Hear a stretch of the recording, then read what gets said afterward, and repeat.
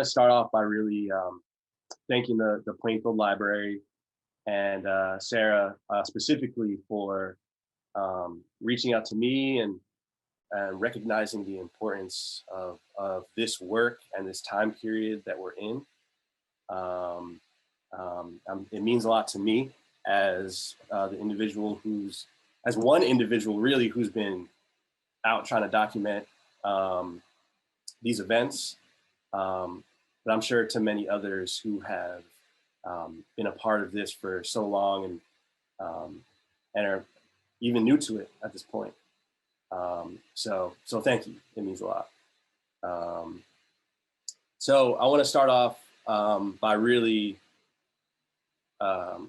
bringing people back to the start of this and the time and like when everything happened. You know, last February, it's been a year now, everyone. So it's been some time since the pandemic started, and really since the social unrest started happening. And I personally remember I was home and it was me and just my brother at the time at the house we live in. And, you know, we got worried about this whole COVID-19 thing. And we're very like, what is this? Like, this is crazy. You know, this is the first kind of situation in my time period that I've heard anything like this. So it took a second to actually believe it. And, you know, once things started to really settle in, there was this overwhelming fear that kind of settled in.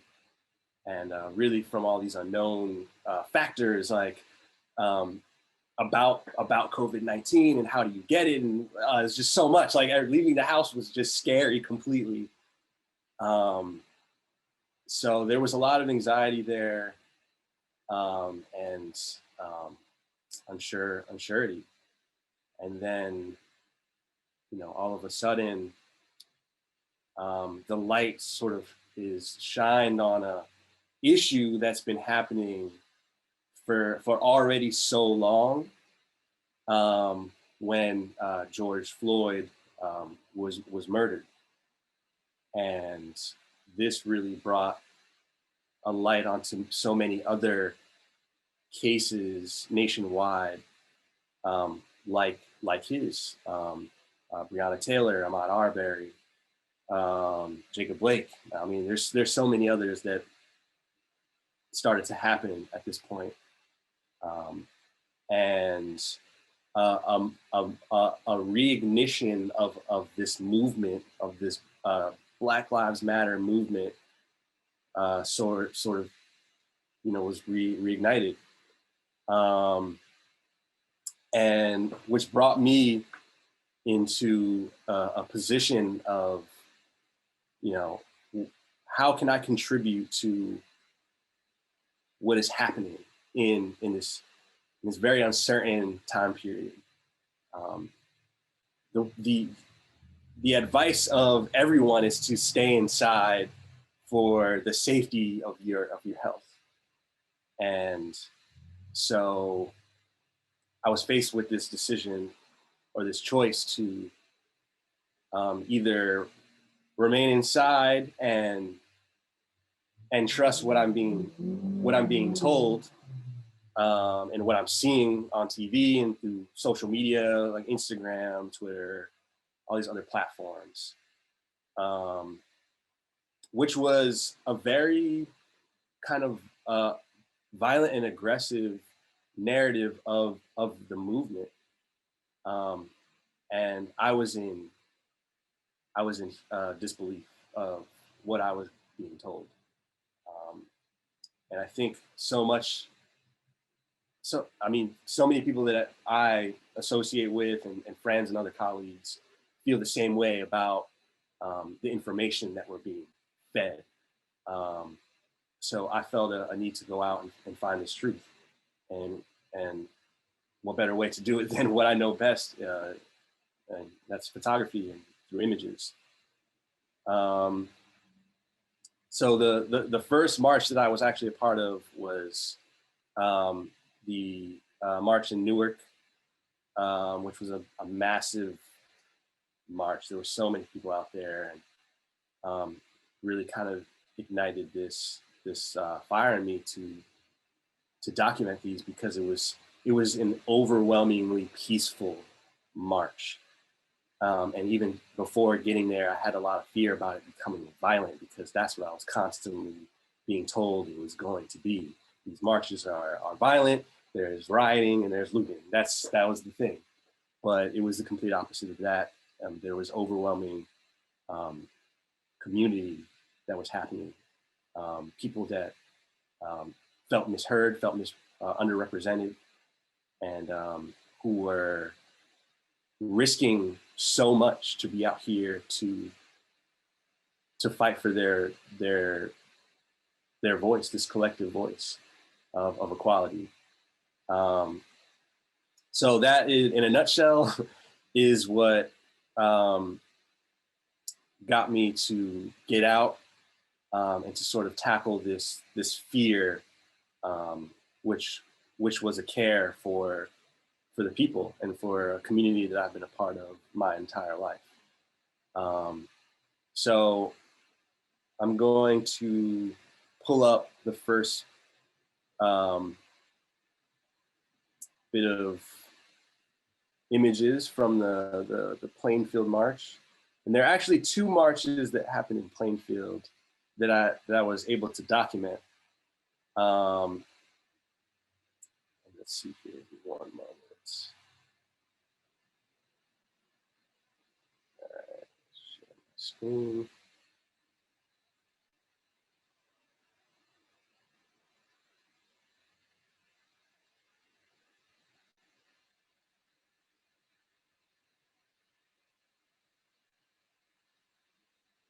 Sorry, y'all. Let's see.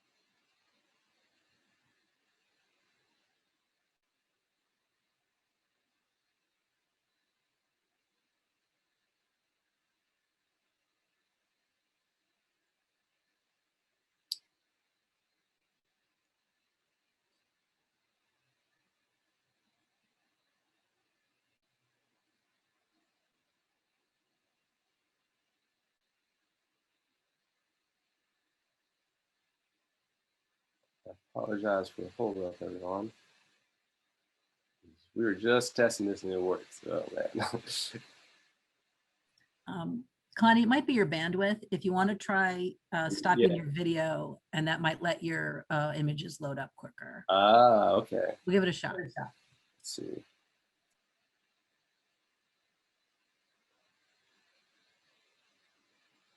Ooh, okay, now we're running smooth. Okay, great. So I'm pulling these galleries directly off my website. And these two here, the Plainfield Anti-Violence Protest and Plainfield Streets Make Noise for Black Lives Matter. These are the two galleries being donated to the Plainfield Library and archived for future generations to study or to relive or to remember, really. But for those of you that were a part of this or were not able to be there, you remember that we started this whole thing at the Plainfield Library Park, and the turnout was truly incredible. The community came together and really showed up for this cause.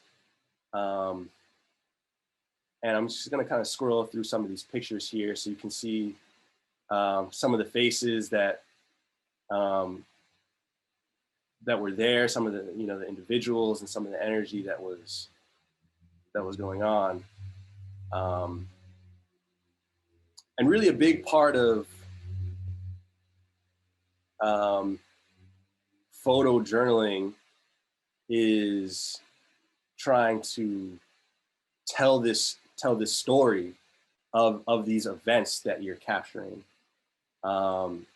So at the same time, it's being very attuned to the story that you're capturing. And my whole process is really just because this event was so is so political and so community oriented. A big part of it for me was also meeting those people that are part of the community that I'm in. So I did share a lot of conversations with people and asked for portraits and became very sort of comfortable with everyone. And so I was able to capture these like very human moments of people just really expressing how they felt about things.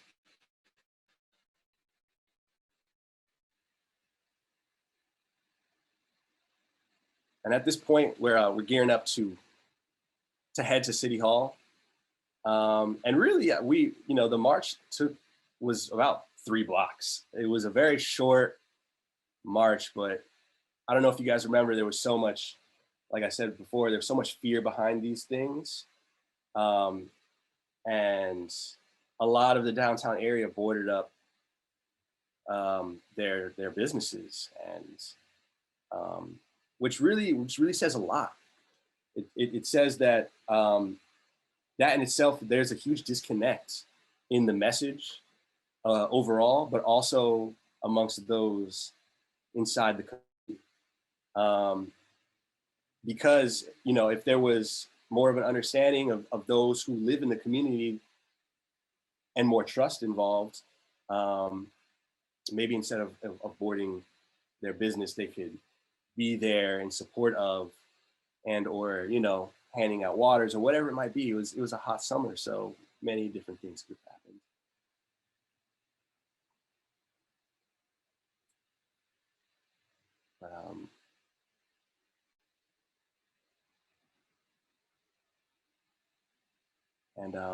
One image that I really wanted to kind of get to, I think it's coming up here.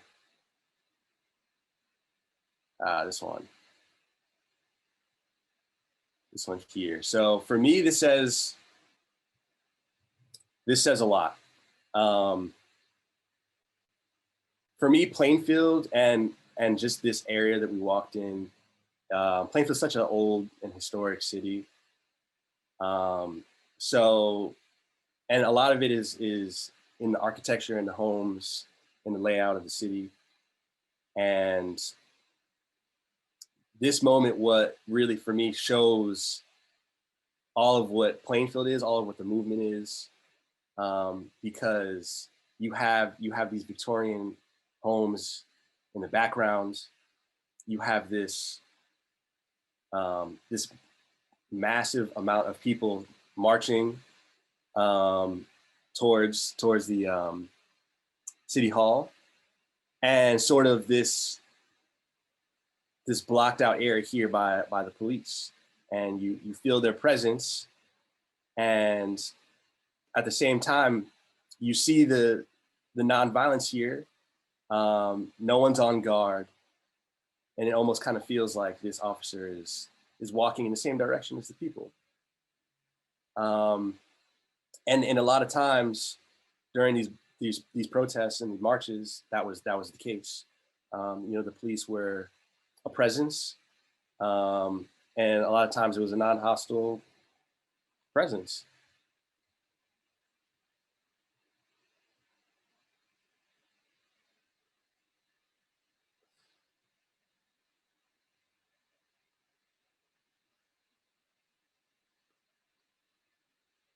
The youth, the youth are really at the core of a lot of these things, thinking about where we are now and where we kind of want things to go. And especially like for me, when I was walking, I was behind this mother holding her son, or this woman holding this child. Really, I didn't know what the connection was, but for me, he was a representation of why so much of this was happening, because the future for them is about changing the current situations that we're in now. And so seeing his face is so young for me. I felt like I had to capture him, and he's holding this sign, and it was just like everything for me in that moment. And a lot of these situations and these moments that I caught were just really me walking in these crowds, really chanting the same chants, and just like really being connected to what's happening here. Now we're on East 7th.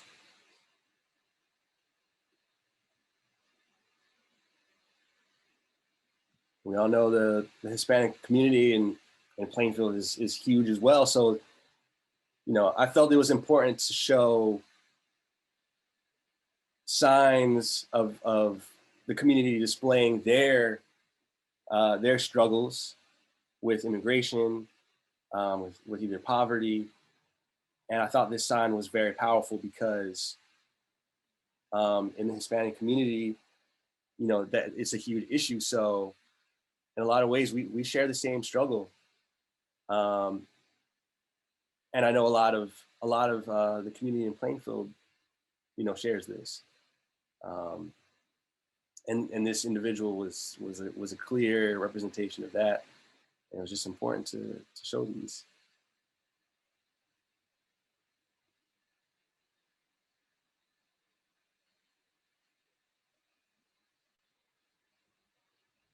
So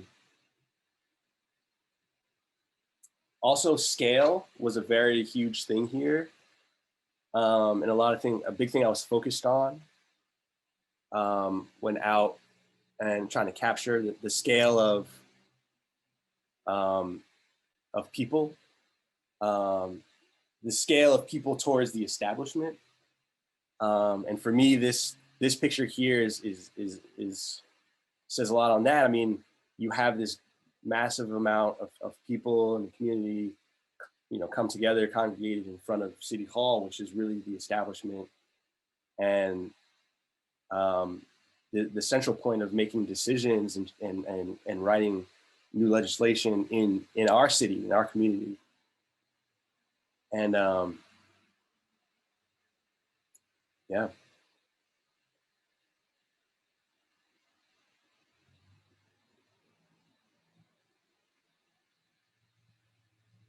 And this picture, actually, funny enough, this is a longtime friend of mine. I've known him since we were young. I mean, we studied martial arts together, and we're both from Plainfield. And we've been sort of fighters, if you will, since we were young. And to see him out here fighting for this cause, and sort of in a way putting his life on the line to voice this message was really important. So this was a posed moment, but I think it still is very representative. I asked if I could take his picture, and if he could show, hold up the fist in power.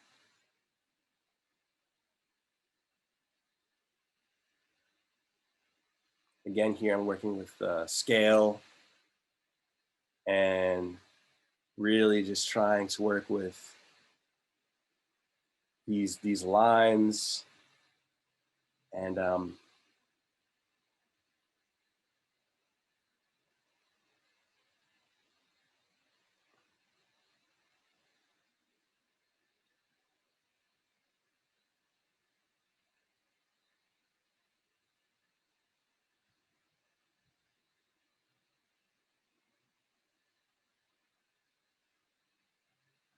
yeah, so just really trying to be attuned to these moments of energy, these moments of like rejoice. And a lot of times when when I was out, it was a lot of just listening and watching. I wasn't really consistently shooting, but really, like I said, trying to find answers and trying to kind of connect with the community again, because I think this was a huge opportunity for that, and people fighting for the same cause and really coming out. And this is, you know, J.M. Benjamin. He's a person of the community who is an ex-convict, but is also now a big activist and artist and an author. And I thought seeing him in this position, really giving advice to the community and trying to uplift them was a powerful moment.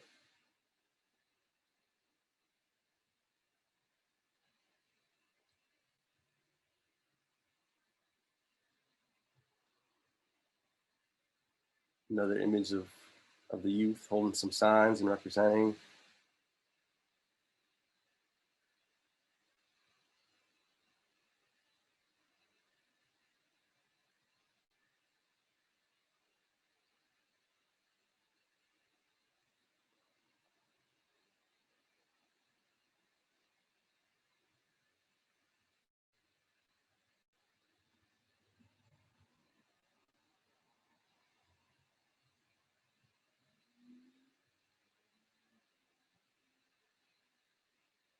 More representation of just, this is a fight for human life at this point.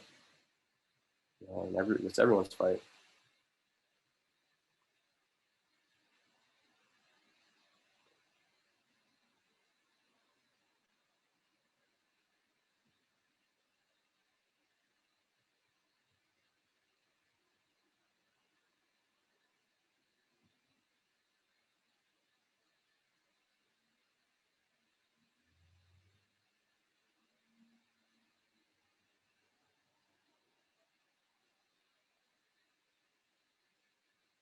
I, funny enough, made a nickname for her because she was really out here in full sign regalia. But you know, she and I actually went to a lot of different marches together, and I ended up calling her Riot Girl because she was just so like ready and had high energy and so knowledgeable about so many things. Nicknamed her Riot Girl.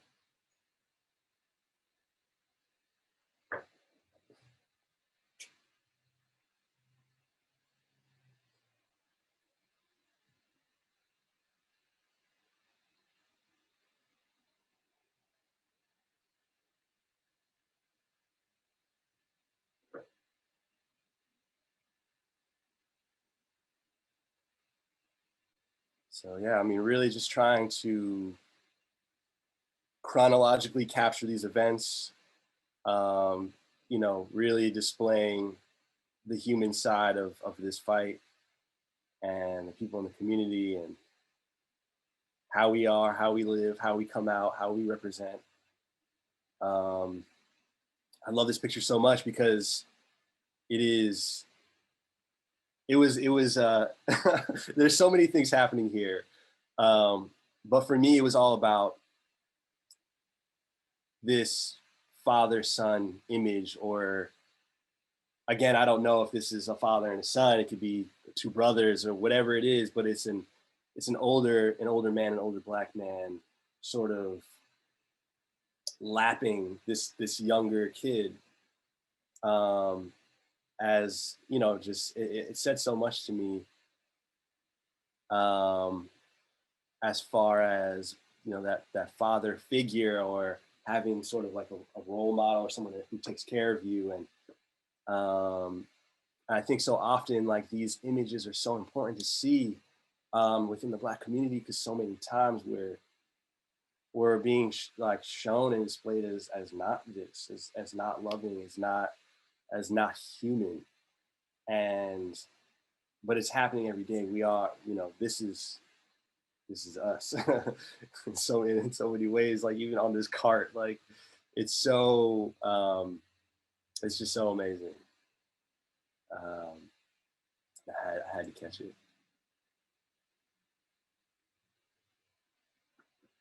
Yeah, but on the same day, there was a march happening in North Plainfield, which I ended up walking to. So these next couple of images are from North Plainfield. That happened in front of the police station. It was a much younger crowd. It was a little bit more aggressive, but it never became violent.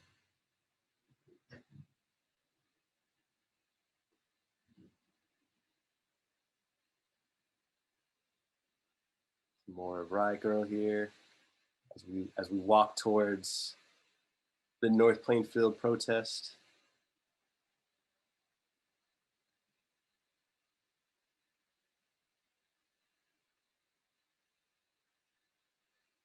Some of the young ladies who were the organizers.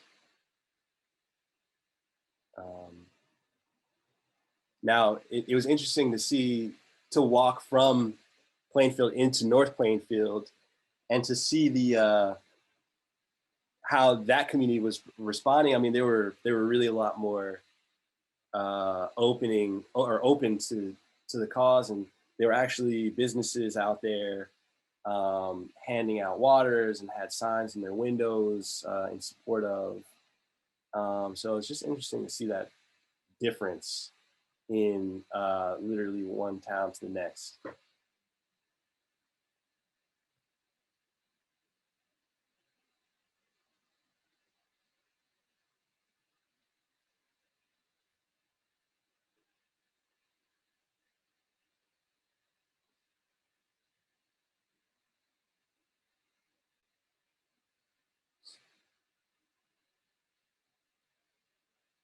Yeah, so as you can see, things got a little bit more confrontational here. I think this group was really demanding the police to kneel in solidarity, and the police department was really kind of refusing to do that.